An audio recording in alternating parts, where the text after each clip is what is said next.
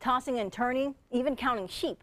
Sleep issues are unfortunately common, with close to 70 million American adults reporting that some sort of sleep disorder is a problem for them. The solution is closer than you think. And Dr. Jenny Wilkins from Age Vital Pharmacy is here to help us stop counting sheep and catch some Z's.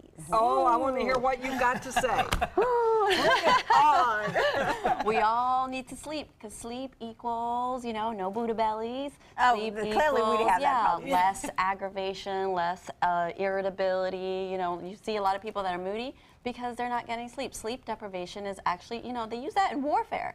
So a lot of people are doing like mental warfare by themselves by not sleeping. I was just talking to somebody this morning. I'm like, you're not sleeping, oh my gosh. And then you're complaining about you have this pot belly. I'm like, that's why you're not sleeping. She goes, are you kidding me? Well, what are some of the common reasons why people can't sleep? Well, I say stimuli, right? You have the phone. My husband's a big one. He'll be laying in the bed and he'll start playing with the phone. I'm like, put that phone away. You're actually activating your pineal gland. You're actually blocking melatonin, which is an essential amino acid that tells your body to go night-night. So without that, your body's not going to go to sleep. So number one, put away the phone. When you're in bed, you want it to be, that should be your sanctuary. That's lights out should be for lovemaking or sleep, you know? I know you mentioned nights out, but what are some of the routines that we can do to kind of start that habit, a good sleep habit back? People need to, you know, exercise in the mornings. A lot of people work out at night as opposed to, you know, working out in the morning. Like, try to switch that. Something simple like that can help you go to sleep in the evenings. That's something quick and easy. Having like a relaxing routine, making sure that you're reading a book in the evenings, not watching TV, taking a hot bath, you know, that's very relaxing. So you want something an hour before you go to bed. You want something, you know, that's not gonna, you know, the fight or flight mechanism kick in. It sounds like things that are going to ramp us down as opposed to anything that ramps us up throughout the day. Exactly. No drinking coffee or liquor right before bed. And if you're drinking coffee or liquor, then you've got to take the supplements that, you know, support your bad habits. It's all about supporting those bad habits. What about, hypothetically, the glass of wine that someone might have before they go to sleep? And then I have an amino acid called L-glycine. So when you do have your glass of wine, because you're being counterproductive, you have that alcohol that's actually, you know, dehydrating your cells, and that makes you a little bit more irritable. So you're not getting the real, true REM cycle that you should be having.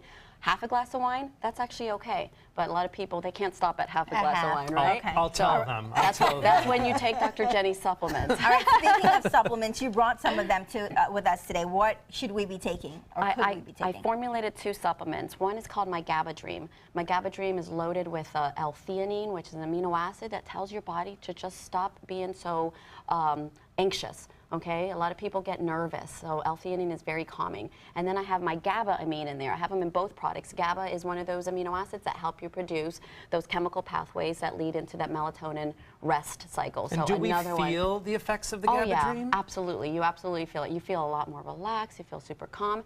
So it gives you the reins to just say, okay, I'm not thinking about anything. I think I'm going to go to sleep. When you're not thinking about anything, you're going to sleep. That makes sense. You need supplements to help induce that good, healthy mind, you know, set to go to sleep. And what's the other one? My other one's loaded with magnesium. B6, believe it or not, is very calming for the brain and for the cells.